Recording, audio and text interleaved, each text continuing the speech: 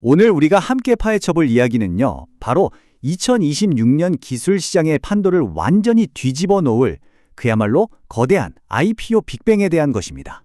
자, 이 숫자 한번 보세요. 3조 달러. 이게 도대체 감이 오시나요? 2016년에 전 세계 기술 시장의 지도를 새로 그릴 것으로 예상되는 바로 그 충격의 규모입니다.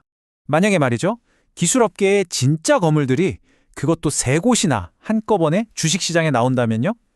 와, 상상만 해도 대단한데 이게 바로 2026년을 앞두고 지금 투자자들이 가장 궁금해하는 질문입니다. 우리는 지금 뭐랄까 정말 엄청난 전환점에 서 있는 거예요. 그동안은 소수의 투자자들 손에서만 꼭꼭 숨겨져 있던 그런 핵심 기술들 있잖아요. 인공지능, 우주기술 이런 것들이 드디어 우리 모두가 참여할 수 있는 공개 시장으로 나온다는 거죠.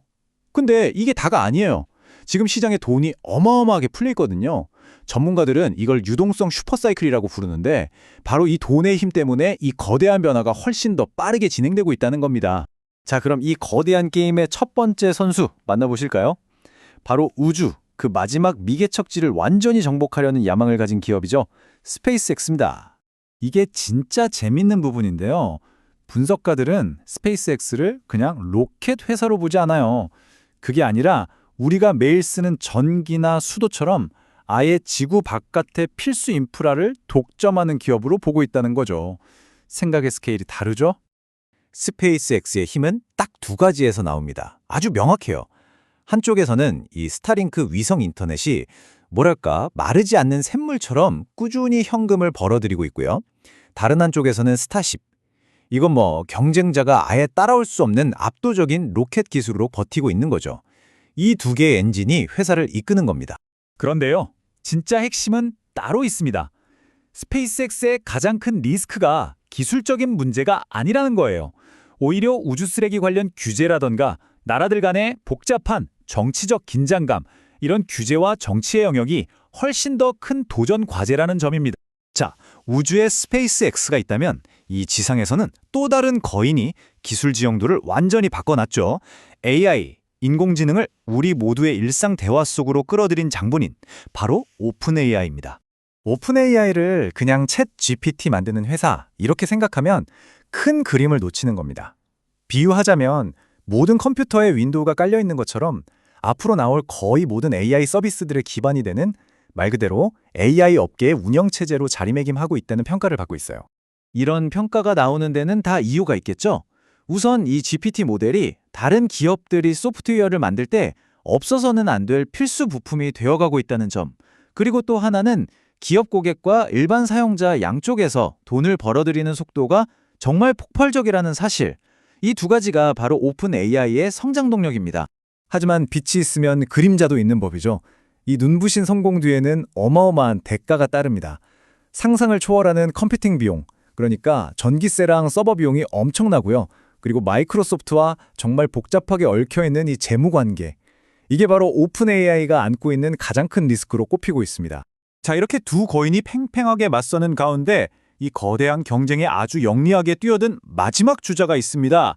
스스로를 가장 믿을 수 있는 선택지라고 포지셔닝하는 도전자, 바로 엔스로픽입니다. 엔스로픽이 던진 승부수는 딱 한 단어예요.